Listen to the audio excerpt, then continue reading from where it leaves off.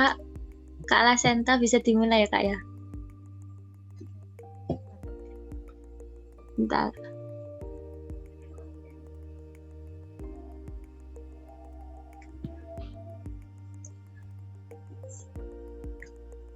Assalamualaikum warahmatullahi wabarakatuh.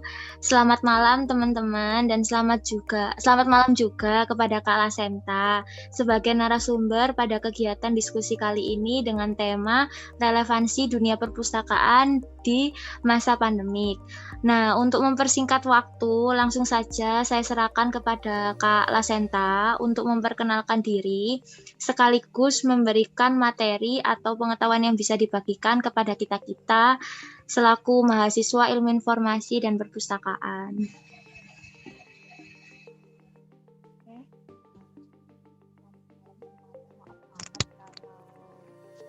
Harus berpindah aplikasi dari pakai Google Meet karena ada kendala. Kak Lasenta, mohon maaf nggak dengar Kak. Nggak dengar ya?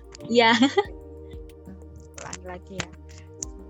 Terima kasih sebelumnya atas kesempatannya. Terus maaf juga karena agak terlambat dan ini ya harus berpindah-pindah aplikasi karena sepertinya ada kendala di laptop saya, bukan karena jaringan tapi kayaknya karena laptopnya agak trouble. Sebenarnya ini ada PPT-nya yang mau saya share, tapi karena ini saya pakai handphone jadi sepertinya nggak bisa ditampilkan ya. Mungkin atau nanti kalau nanti misalkan, saya share screen aja Kak. ya. Oke, kayak gitu juga bisa.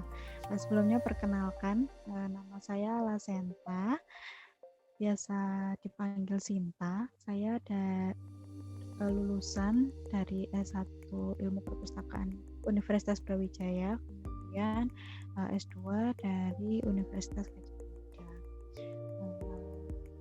Kemarin juga saya sempat maksudnya sebenarnya ini ada acara apa atau yang kayak gimana gitu untuk acara malam ini, tapi kayaknya lebih enak kalau kita ini aja kayak sharing knowledge aja untuk teman-teman semua, jadi kita sama-sama belajar. Saya sharing pengalaman saya selama bekerja di perpustakaan selama kurang lebih 5 tahun ini, sama teman-teman semua yang sekarang masih ada di jenjang perkuliahan. Sekarang semester berapa ya kalau boleh tahu ya? Angkatan tahun berapa sih ini? 2018. 18. Wah, masih muda banget ya. Berarti baru semester berapa? 4? Ya, 5 ini. Semester 5 ya berarti. Sharing aja ya. Jadi yang mau kita bahas kan mungkin bisa ditampilin atau di share screen. Ya Kak.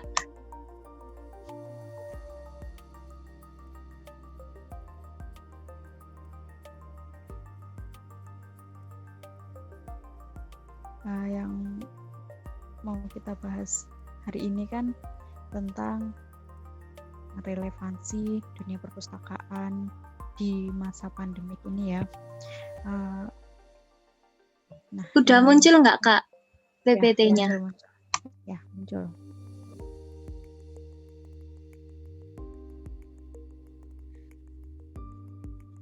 Oke.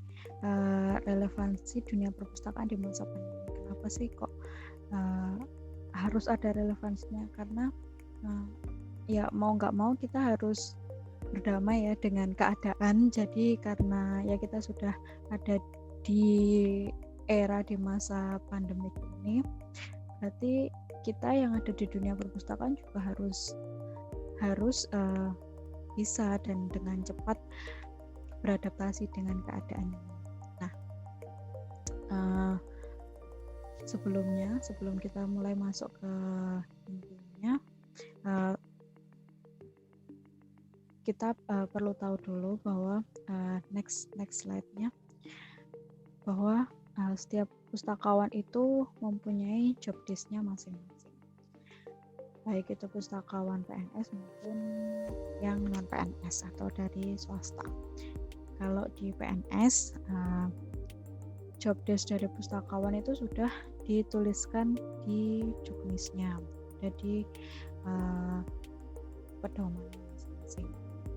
Tapi sama, dan itu bisa diketahui, bisa dilihat dari undang-undang atau dari website-nya di Pusat. Nah, kalau dari swasta kita ada SOP. Sebagian besar atau garis besar dari job desk pustakawan itu sebenarnya sama. Mungkin yang membedakan adalah inti dari setiap perpustakaan. Jadi misalkan di mana dia bekerja atau instansi apa yang dia naungi, itu bisa membedakan dari sisi teknisnya atau seperti yang lainnya. Kemudian dari masing-masing job desk itu, pustakawan memiliki bagian sendiri-sendiri juga.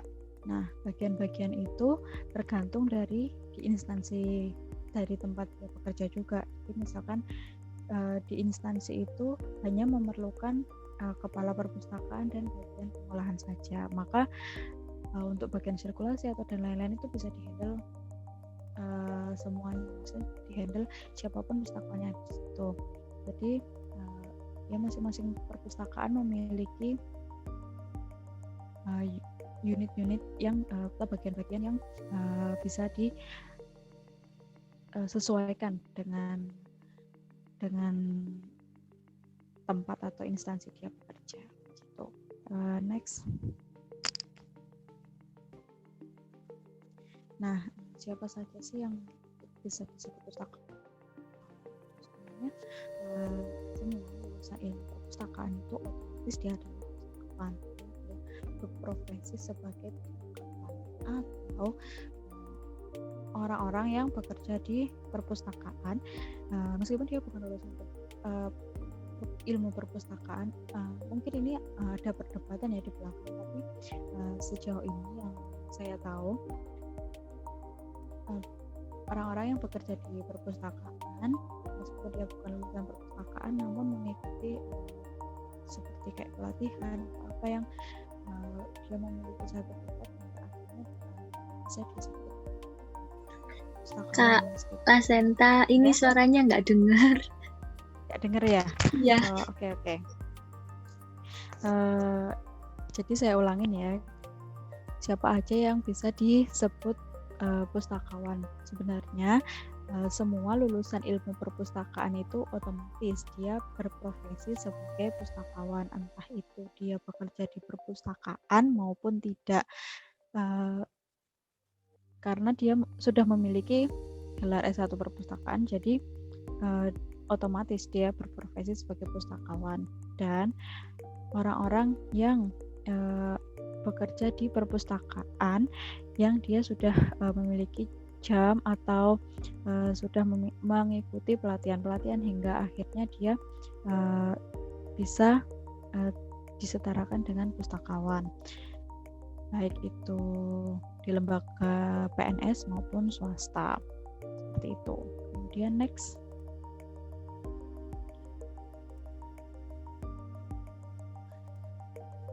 Slide berikutnya. Nah, di dunia perpustakaan ya, kita masuk di dunia perpustakaan.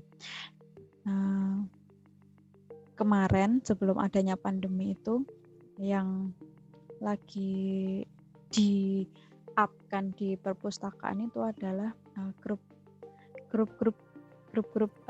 discussion-nya. Maksudnya kelompok-kelompok untuk ruang-ruang untuk berkelompok. Namun tiba-tiba pandemik ini datang, jadi kita diharuskan untuk mematuhi protokol dan ternyata user di perpustakaan itu memiliki arah yang berbeda saat ini. Jadi kebanyakan atau most of all dari user yang datang ke perpustakaan itu lebih memilih untuk ke individual space gitu. Jadi yang awalnya bergrup, jadi sekarang lebih banyak difokuskan untuk yang individualnya. Kemudian sudah tidak bisa dipungkiri lagi bahwasanya perpustakaan itu mau tidak mau harus berubah dari yang awalnya konvensional menuju ke hybrid atau digital, karena kita tidak bisa melulu tentang konvensional yang hanya mengandalkan orang datang ke perpustakaan mencari buku, meminjam, seperti itu. Kita sudah masuk di era 5.0 ya sekarang, dari 5.0. Jadi sudah tidak bisa lagi mengandalkan hanya user datang, meminjam buku kemudian pulang. Kita harus melakukan inovasi dengan menghybridkan perpustakaan kita, karena sejauh yang saya tahu belum ada satupun perpustakaan yang benar-benar menjadi perpustakaan digital yang tidak memiliki fisik lagi, seperti itu. Kemudian inovasi, jelas perpustakaan yang memerlukan inovasi apapun itu, dari sisi pustakawannya maupun dari sisi desain perpustakaannya, manajemen perpustakaannya, semua memerlukan inovasi, terlebih di masa-masa pandemi seperti ini. Dari sisi pustakawan sendiri, inovasi itu diperlukan karena kita tidak bisa 100% berdekatan dengan user, karena ya yang kita tahu ya, tidak hanya user yang takut kalau misalkan tiba-tiba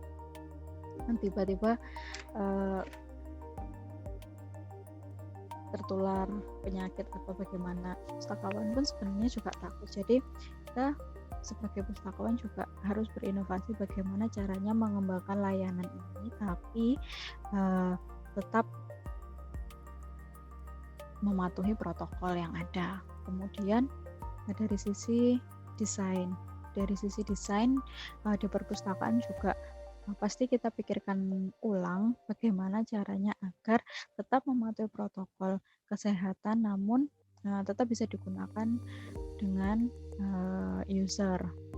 Kemudian dari sisi manajemennya juga kita harus memikirkan bagaimana agar user itu tetap bisa menggunakan layanan perpustakaan meskipun dia tidak berada di perpustakaan itu. Seperti itu. Kemudian next.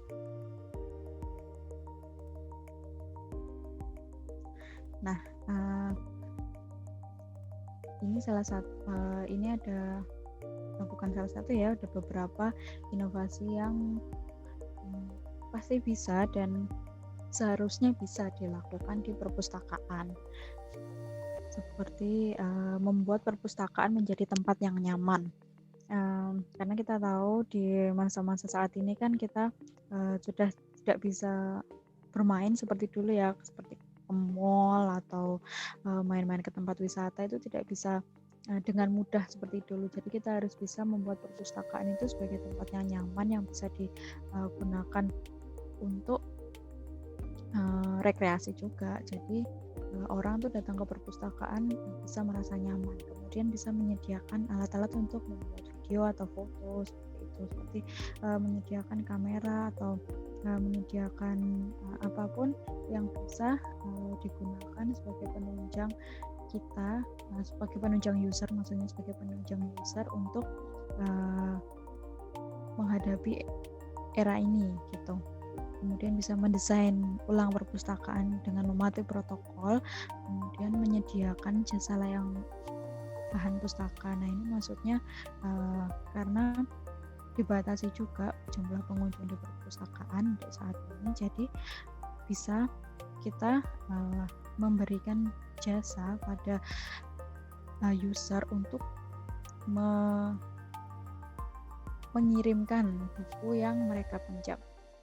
Misalkan user meminjam buku ABC gitu ya, kita bisa mengirimkan buku tersebut pada user, kemudian user untuk melakukan perpanjangan buku nantinya atau pengembalian bisa kemudian dikirimkan lagi ke perpustakaan seperti itu. Kemudian membuat perpustakaan mudah diakses. Maksudnya ini mudah diakses baik secara fisik. Jadi meskipun user tidak bisa datang langsung ke perpustakaan, mereka tetap bisa mengakses perpustakaan tersebut melalui website atau melalui aplikasi-aplikasi seperti itu. Kemudian user itu bisa merasa bahwa perpustakaan itu ada meskipun dia tidak bisa mengunjunginya secara fisik. Oke, next. Ya ini gambaran aja ya, bahwasanya di luar sana perpustakaan itu sudah sebegini maksudnya. Jadi kalau kita hanya begini saja, tidak akan maksudnya kita tidak akan bisa menjadi pustakawan yang berinovasi. Beberapa bulan yang lalu saya mengunjungi perpustakaan sebelum adanya pandemik ini ya, saya mengunjungi perpustakaan di Singapura. Di sana perpustakaan itu menjadi tempat yang nyaman, yang cozy banget, yang buat nongkrong banget. Jadi nggak kelihatan kalau itu perpustakaan gitu. Tapi kita tetap bisa mendapatkan tempat yang nyaman, yang seperti yang kita mau di perpustakaan. Dari tempat duduknya itu bisa kelihatan bahwasanya dia itu anak muda banget gitu. Terus kalau misalkan diterapkan di masa-masa pandemik ini, itu juga masih relevan gitu, dari jaraknya atau dari dari bentuk-bentuk tempat duduknya itu juga masih terbilang mematuhi layanan, mematuhi protokol kesehatan gitu. Kemudian next ada lagi, selain tempat-tempat duduk yang nyaman, juga ada rooftop di perpustakaan. Jadi kalau kita sudah bosan, sudah terlalu lama ada di dalam ruangan, kita bisa keluar menghirup udara segar sembari membaca buku. Di situ juga bisa. Kemudian kita bisa masuk lagi ke ruangan untuk melanjutkan aktivitas kita seperti itu. Kemudian next.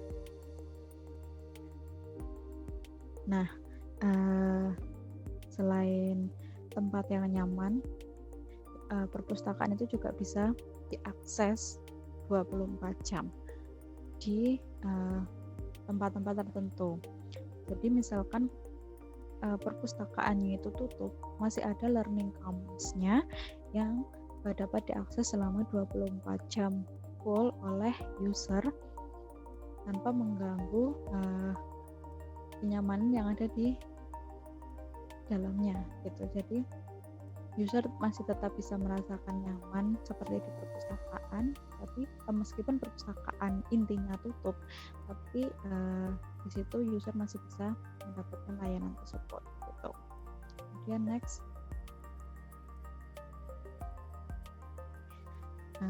Ini untuk manajemen ruangnya. Jadi seperti colokan, kabel-kabel seperti itu bisa diletakkan di tempat-tempat yang tidak terlihat. Jadi meskipun itu ada tapi tidak terlihat gitu. Jadi saat tidak digunakan dia kan tidak terlihat, tapi saat digunakan dia juga akan mudah penggunaannya atau tempat-tempatnya. Kemudian ada tempat untuk menerima telepon juga. Jadi ketika kita mendapatkan telepon di perpustakaan tanpa mengganggu orang-orang lainnya yang ada di perpustakaan, kita bisa bebas menerima telepon dengan suara kita, baik itu yang suaranya pelan ataupun keras gitu ya. Terus itu ada tempat sampah. Nah, yang biasa kita tahu di sini kan tempat sampah itu ya tempat sampah gitu aja kan. Nah, di sana itu sampai ke tempat sampah pun dipikirkan ke estetikanya. Jadi benar-benar terlihat rapih, bersih, dan ya eye catching aja dengan semuanya gitu. Terus dinding-dinding kosong yang ada di perpustakaan itu bisa dimanfaatkan untuk tempat apa ya, biasanya tuh kayak kritik saran gitu, bisa digunakan user untuk menuliskan kritik sarannya dan ditempelkan di wall-wall yang ada di sana gitu. Kemudian next, nah ini terakhir, karena di masa pandemi ini juga sebaiknya perpustakaan juga bisa menyediakan book drop gitu ya, karena ya mau nggak mau kita harus touchless ya, kita harus mengurangi sentuhan fisik, kita harus menjaga jarak juga dengan semuanya. Jadi kita hanya tinggal memasukkan buku ke kotaknya saja, kita sudah bisa mengembalikan buku. Atau yang lebih oke lagi tuh kalau di luar negeri, misalkan kita pinjam buku di UNER gitu ya, nah kita bisa mengembalikannya di tempat-tempat lain tanpa harus ke perpustakaan yang ada di UNER lagi. Tapi terhitung kita sudah mengembalikan buku tersebut. Tuh, mungkin itu inovasi-inovasi dari sisi desain perpustakaan. Nah, kalau untuk pustakawannya sendiri mungkin bisa sebenarnya tidak ada perubahan, kita tetap kayak melakukan webinar. Sebelumnya kita masih melakukan seminar-seminar, pertemuan-pertemuan dengan pustakawan lain, namun sekarang ruangnya saja yang berbeda. Kita melakukannya virtual melalui Zoom atau Webex dan lain-lain seperti itu. Oke. Mungkin itu yang bisa saya sampaikan. Kalau ada pertanyaan atau ini bisa kita berbagi aja, kita sharing, atau mungkin ada yang lainnya ingin menambahkan, bisa kita sharing bareng aja gitu. Oke. Ya teman-teman, berhubung materinya itu telah disampaikan oleh Kak Lasenta, langsung ke sesi tanya jawab aja ya mungkin. Oh iya, tidak perlu formal-formal banget guys. Jadi di sini kalian bisa sharing-sharing. Monggo dipersilakan yang mau tanya.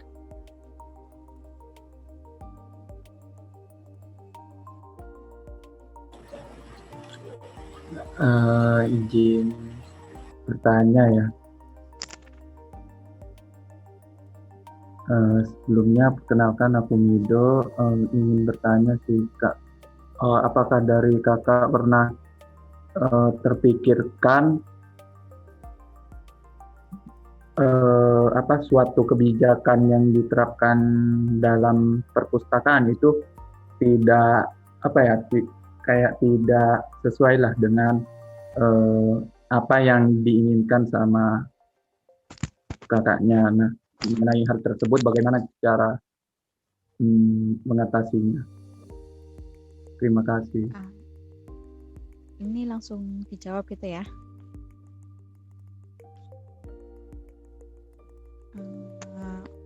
Maksudnya peraturan di perpustakaan yang tidak sesuai dengan saya atau dengan user nih?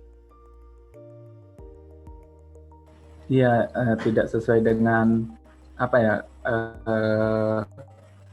ekspektasi dari kakaknya. ekspektasinya pustakawan gitu ya. Uh, uh, Eh, apa ya? Mungkin peraturan-peraturan yang ini yang sebenarnya kalau kita sudah terjun langsung ke dunia kerja itu banyak ya hal-hal seperti itu yang kita temuin, tapi ya pinter-pinternya kita aja nanti mungkin itu akan bisa kita lakukan sesuai jam terbang kita sebagai ini ya, sebagai pustakawan ya, sebagai profesional pustakawan. Jadi tapi ini berdasarkan masing-masing ya.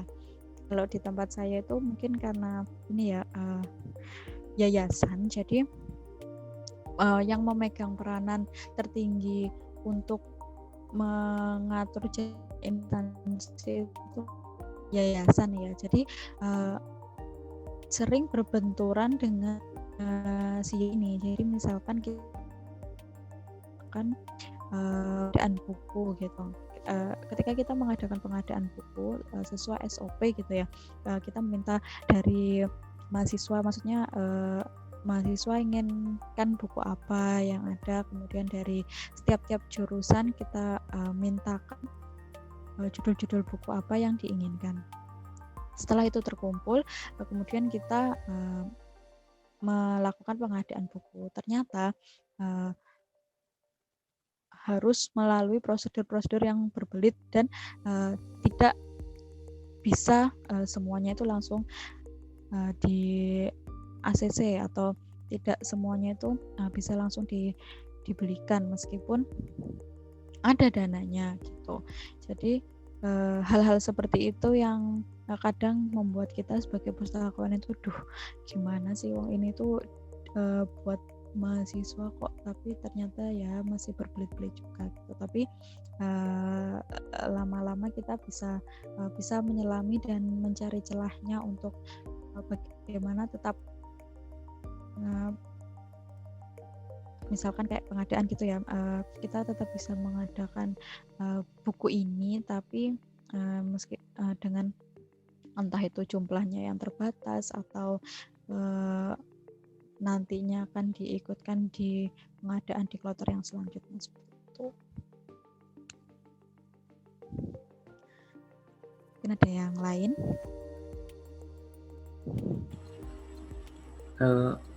Menambahkan ya Kak, berarti apa ya, terkait dengan ketetapan suatu kebijakan itu sangat berpengaruh intinya ya Kak, terhadap perkembangan suatu lembaga pengelola informasi atau salah satunya perpustakaan. Iya, betul. Makanya seorang atasan itu sangat berperan dalam nantinya membentuk sebuah kebijakan dalam suatu organisasi. Jadi ketika kita nanti menjadi kepala perpustakaan atau menjadi pimpinan dalam sebuah organisasi, sebaiknya ya kita mengutamakan apa yang harus diutamakan. Jadi misalkan kita yang diutamakan ya di perpustakaan gitu, yang diutamakan user ya. Bagaimanapun juga kita harus mengutamakan si user ini daripada kepentingan pribadi di luar itu, seperti itu. Meskipun ya seringkali banyak berbenturan ya dengan peraturan-peraturan yang ada itu pasti, dan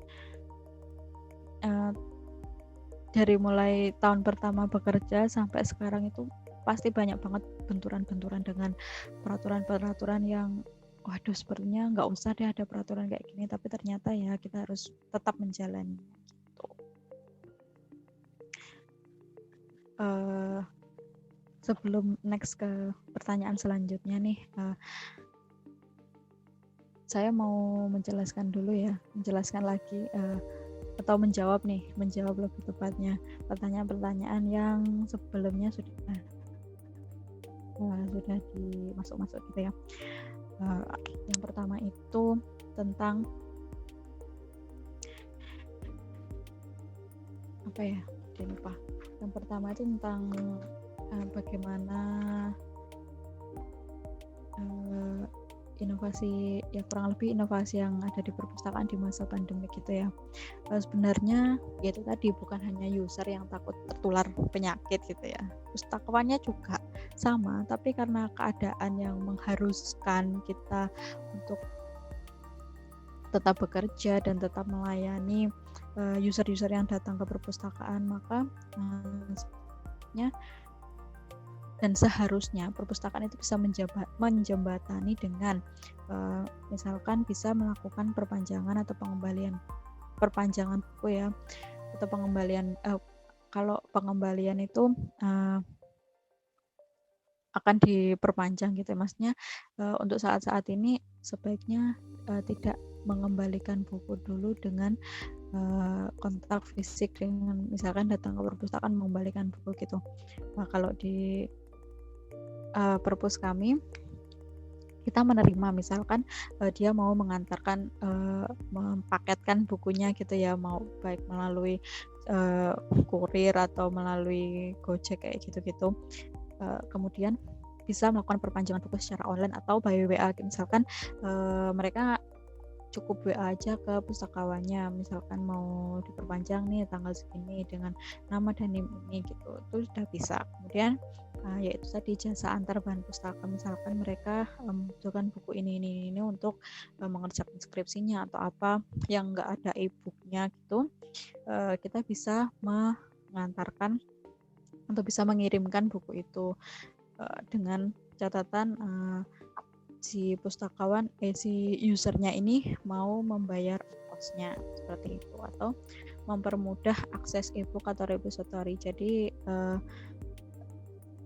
mempercepat akses si e-book ini, memperbanyak juga. Kemudian untuk si repositorinya juga jadi open access, jadi semua bisa digunakan di mana saja. Kemudian ya pertanyaan yang kedua itu tentang aktivitasnya si pustakawan itu ya. Pandemik itu sebenarnya tidak menghalangi aktivitas pengembangan potensi. Jadi hanya ruangnya saja yang berbeda. Kita tidak lagi bertemu secara tatap muka tapi melalui virtual. Jadi misalkan kita masih melakukan seminar gitu, sekarang melalui webinar, by Zoom atau dan lainnya. Kemudian masih mengikuti kompetensi yang ada seperti kompetensi menulis atau yang lainnya juga. Kemudian kita masih melakukan kompetisi seperti membuat blog, membuat lomba-lomba yang ada di perpustakaan yang sekiranya itu untuk meningkatkan skill kita sebagai pustakawan yang memang diadakan oleh organisasi profesi pustakawan seperti itu. Terus kemudian tentang menulis di blog. Sebenarnya menulis di blog atau apapun itu, nggak hanya blog, itu tuh membutuhkan keberanian aja. Apapun itu, kalau kita berani menulis, entah tulisan kita itu masih jelek atau sudah bagus, yang penting kita pede aja gitu. Kalaupun kita nggak berani menulis sendiri, akan lebih baik lagi kalau kita co-writers ya gitu, menulis bersama teman gitu. Sebenarnya mulai dari sekarang itu kalian sebaiknya sering-sering nulis. Jadi misalkan ada tugas mata kuliah ini gitu ya, kalian bisa mulai nulis itu barengan sama teman kalian, dengan ya dibagusin gitu ya tugasnya, nanti bisa dimasukin ke jurnal. Jadi kalian punya lulus dari S1 itu punya publikasi yang sudah diterbitkan di berbagai jurnal, ataupun misalkan di kayak koran, atau kalau enggak ya mengelola blog kalian sendiri. Tuh. Mungkin bisa dilanjutkan.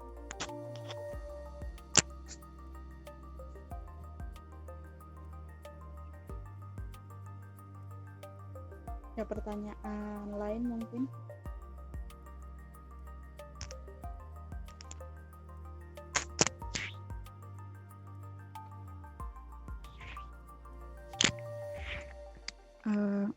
Kalau ada pertanyaan Saya Kak mau lain tanya mungkin lagi. Iya. Jadi selama kakak kan kuliah di jurusan ilmu perpustakaan di UB, itu mata kuliah apa sih Kak yang paling diterapin dalam dunia perpustakaan gitu Kak? Mata kuliah yang paling diterapin itu sebenarnya ini manajemen perpustakaan. Nah itu secara garis besar bagaimana kita berada di perpustakaan itu ya berdasarkan si manajemen perpustakaan ini. Jadi entah di bagian apapun kita ditempatkan, ya misalkan di pengadaan atau di pengolahan buku atau di sirkulasi, ya di manajemen perpustakaan itu kita belajar. Ada ya mata kuliah manajemen perpustakaan di UNER?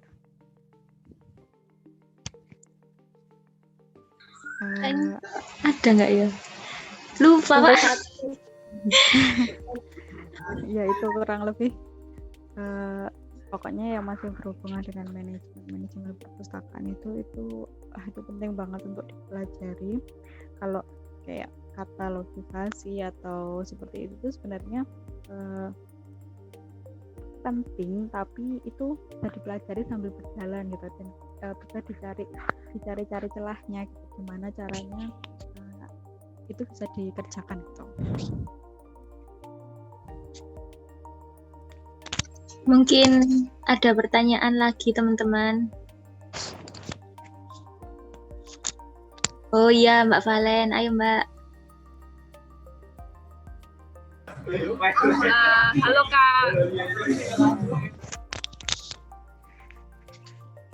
Jadi ini saya mau tanya nih. Jadi kan tadi kakaknya sempat nyinggung kalau misalnya suka kayak nulis-nulis artikel kayak gitu ya, kayak nulis di blog gitu. Itu apa ya? Kok bisa inspirasinya itu dari mana sih Kak? Terus lebih sering ngisi blognya itu seputar apa kayak gitu? Bagi tips dong Kak, soalnya kebetulan juga lumayan tertarik nih di bidang kayak gitu. Terima kasih. Oke, sama-sama. Jadi sebenarnya kalau nulis itu awalnya dulu itu karena kayak lebih ke pingin curhat gitu ya, tapi yang agak kerenan dikit gitu, jadi ngeblog kan. Nah kemudian lama-lama kayak aduh melo banget gitu, akhirnya oke, di take down yang tulisan-tulisan yang melo ini kita lebih fokus ke tulisan-tulisan ilmiah yang sedikit, artikel-artikel yang nggak terlalu panjang tapi lebih ngena dan bisa dipelajari oleh semua gitu, terutama yang dari jurusan-jurusan yang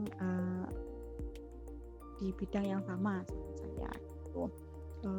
Kalau untuk tulisan-tulisan yang lainnya inspirasinya dari mana itu sebenarnya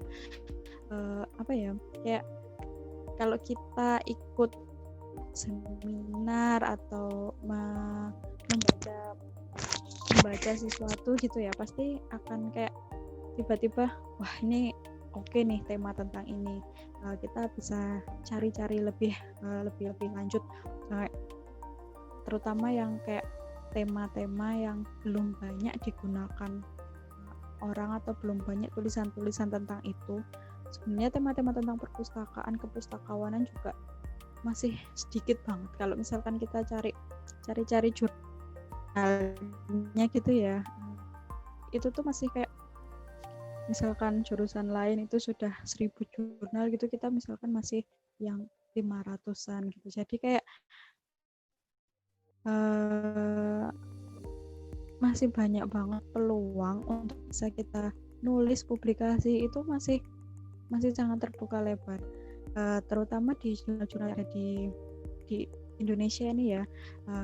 Lumayan banyak jurnal-jurnal itu, jadi bisa kita masuki. Misalkan kita dapat mata kuliah katalogisasi gitu ya, kita bisa sekalian menuliskan si mata kuliah itu dalam bentuk karya tulis itu yang bisa kita publikasikan atau kita masukkan ke jurnal-jurnal yang ada. Jadi tugas-tugas kita yang kita sudah tulis itu nggak sia-sia atau ya udah tersimpan rapih di laptop aja, tapi bisa dibaca oleh semuanya sebagai ya bahan-bahan pembelajaran untuk semuanya juga gitu.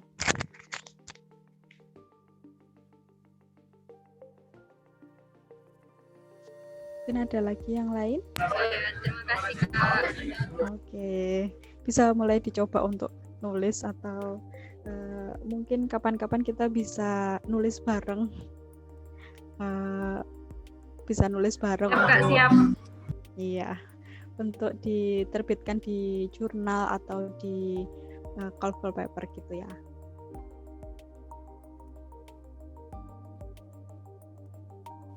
Mungkin teman-teman ada yang tanya lagi.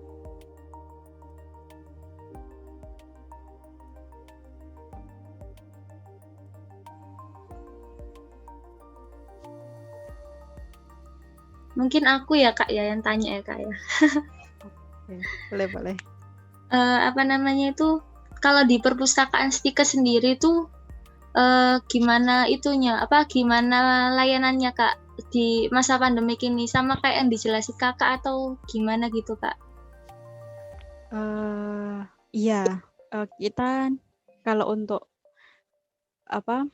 jumlah user tentu kita batasin. Jadi yang biasanya sehari itu bisa kunjungan 100 mahasiswa gitu ya, kita cuman bisa sampai 50 mahasiswa aja, karena dari tempat duduk juga terbatas. Kita kan ada jarak yang harus jaraknya kan. Terus kalau untuk seperti layanan pengembalian buku atau perpanjangan buku itu bisa by WA aja, atau kalau misalkan seperti mahasiswa yang ingin melakukan cek plagiasi atau apa itu bisa by email. Jadi nggak harus datang secara fisik gitu ya, kita bisa melakukan layanan-layanan by online. Jadi melalui online pun bisa gitu, dan legal. Maksudnya dokumen itu bisa digunakan untuk misalkan sebagai syarat untuk ujian atau syarat yudisium seperti itu.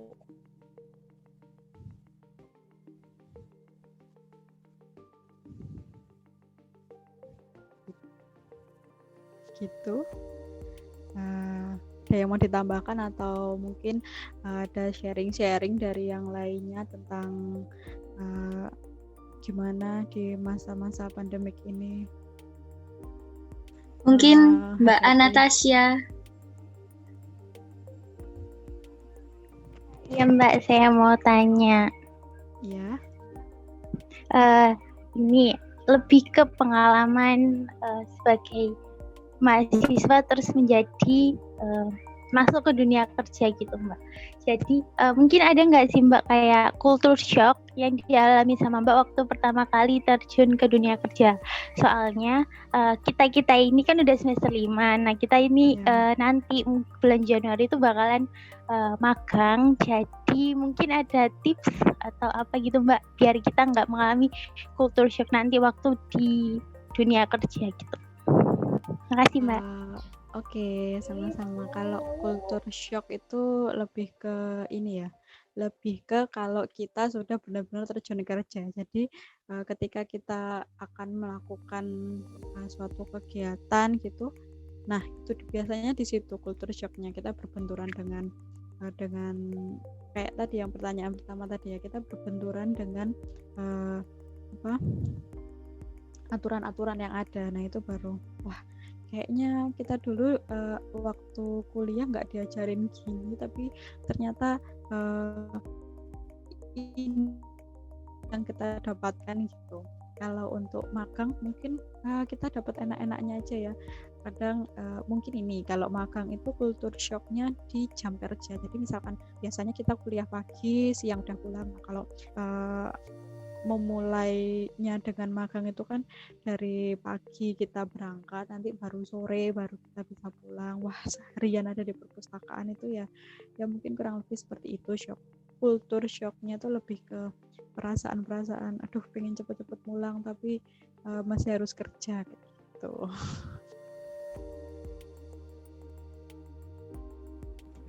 Oke Mbak, terima kasih Mbak. Iya. Mungkin Mbak ada pertanyaan dari Feranti. Saya bacakan ya Mbak di ruang chat. Jadi, selamat malam Kak, saya ingin bertanya. Maaf saya tidak unmute karena sinyal tidak stabil. Di masa pandemi pasti cukup sulit untuk menarik pengguna. Yang ingin saya tanyakan di sini, bagaimana cara perpustakaan di Stikes menarik pengguna agar kembali menggunakan layanan perpustakaan? Terima kasih. Oke.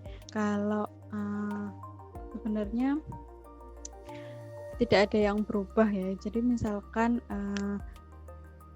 di masa pandemik pun sebenarnya masih banyak mahasiswa yang ingin datang ke perpustakaan, cuman karena kita batasi tempatnya, jadi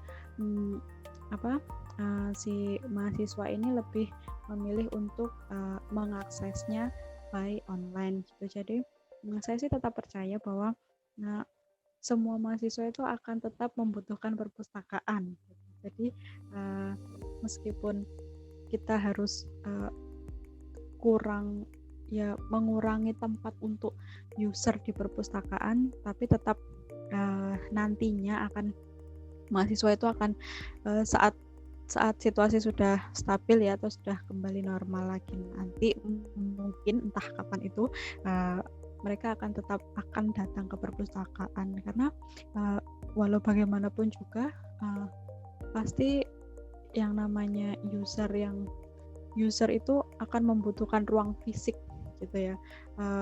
Tetap akan berbeda rasanya jika kita hanya mengakses dan mendapatkan e-book gitu, dengan kita datang sendiri ke perpustakaan, mencari buku, membacanya, itu feel-nya itu tetap akan berbeda gitu.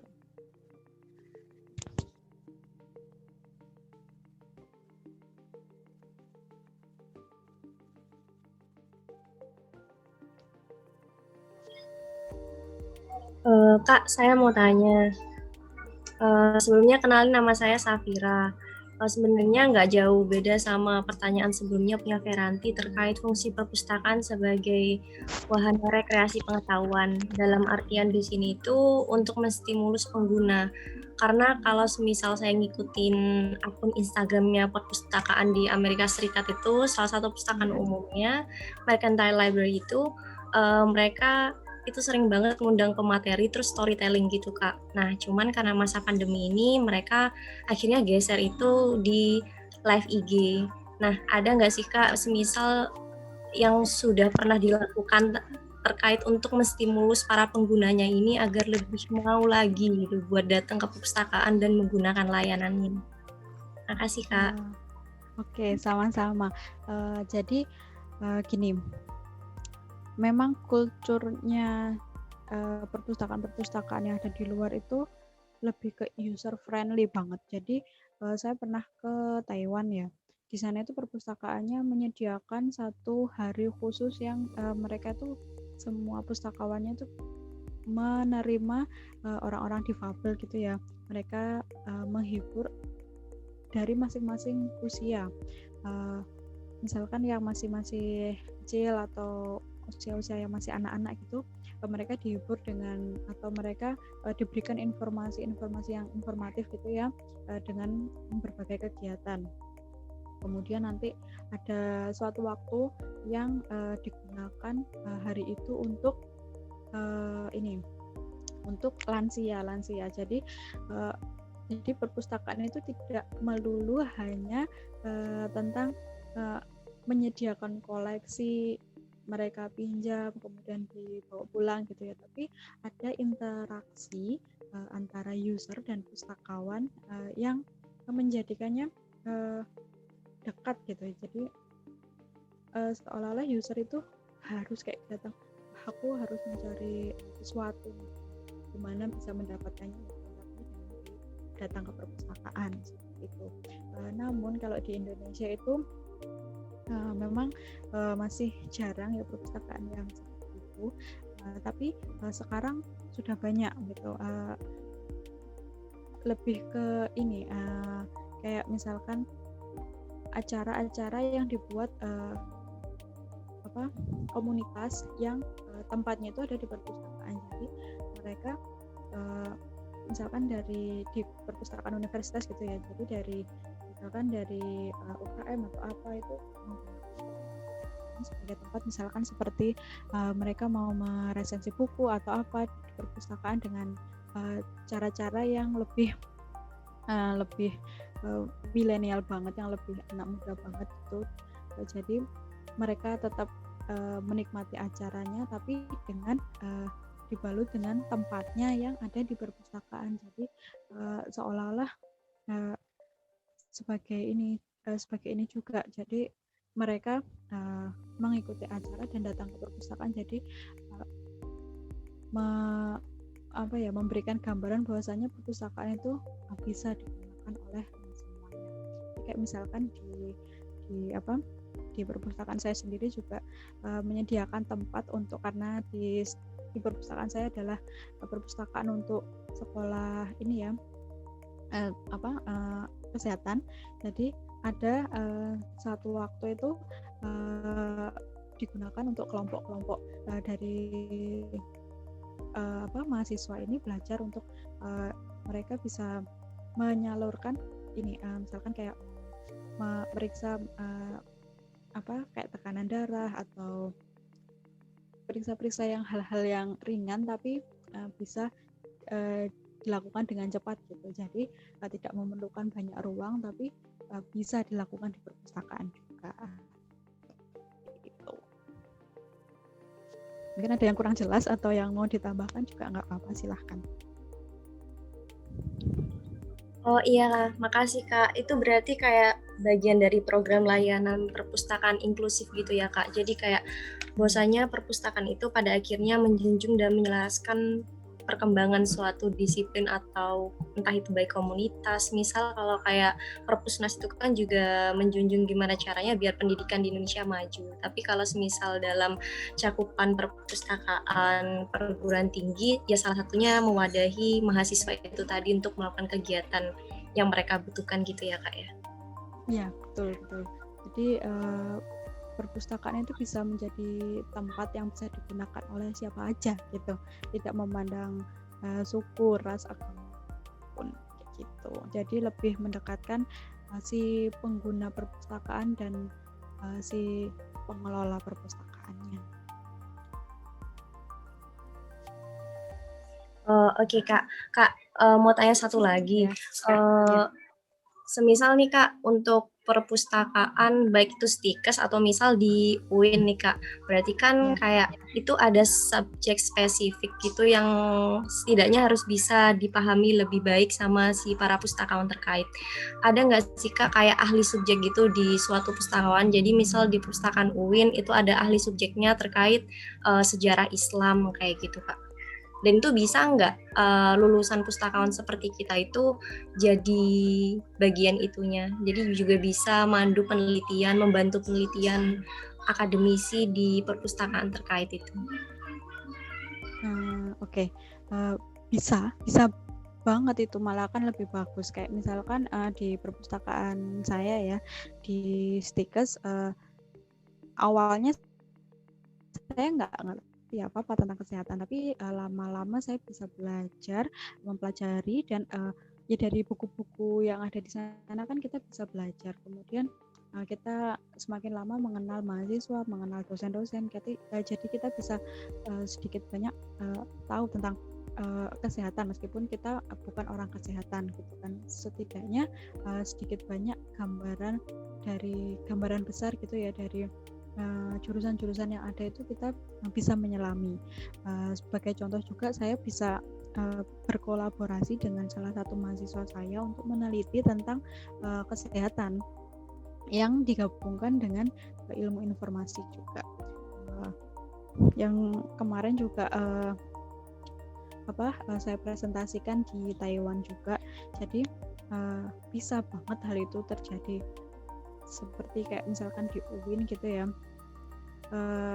Bisa kan kalian lebih mendalami tentang sejarah-sejarah Islam. Jadi suatu saat juga bisa berkolaborasi dengan dosen atau dengan mahasiswa juga untuk menulis atau membimbing mahasiswa lebih mengarahkan, maksudnya kita bisa memberikan kayak misalkan mereka membutuhkan buku yang ini nih, kita juga tahu buku-bukunya yang relevan dengan tempat kita bekerja. Kan misalkan kayak tempat saya kesehatan gitu ya, nah sedikit banyak saya juga harus tahu, maksudnya jika biasanya kalau ada yang waktunya skripsi gitu ya, mereka kadang membutuhkan buku dengan yang isinya memuat ini, tapi mereka masih ngeblank gitu ya, aduh judulnya apa gitu. Mungkin kita bisa mengarahkan, coba baca buku yang ini gitu. Learning by doing aja lah kayak itu. Semakin lama kita berada di suatu tempat, pasti akan kita bisa beradaptasi dengan tempat itu kayak gitu. Oke, makasih banyak Mbak. Sudah. Ya. Nah, teman-teman, karena waktunya sudah menunjukkan pukul 21.39, sebelum kegiatan diskusi ini ditutup, saya beserta teman-teman mengucapkan terima kasih kepada Kak Lasenta yang telah memberikan banyak informasi sekaligus pengetahuan kepada kita semua mengenai dunia perpustakaan juga, salah satunya khususnya kepustakawanan. Dan saya pribadi juga mengucapkan terima kasih kepada teman-teman yang udah mau join di kegiatan diskusi santai kali ini. Nah, akhir kata saya terima kasih. Wassalamualaikum warahmatullahi wabarakatuh. Terima kasih Kak Lasenta. Waalaikumsalam warahmatullahi wabarakatuh. Ya, sama-sama maaf kalau harus cepat-cepat karena kondisi yang tidak memungkinkan.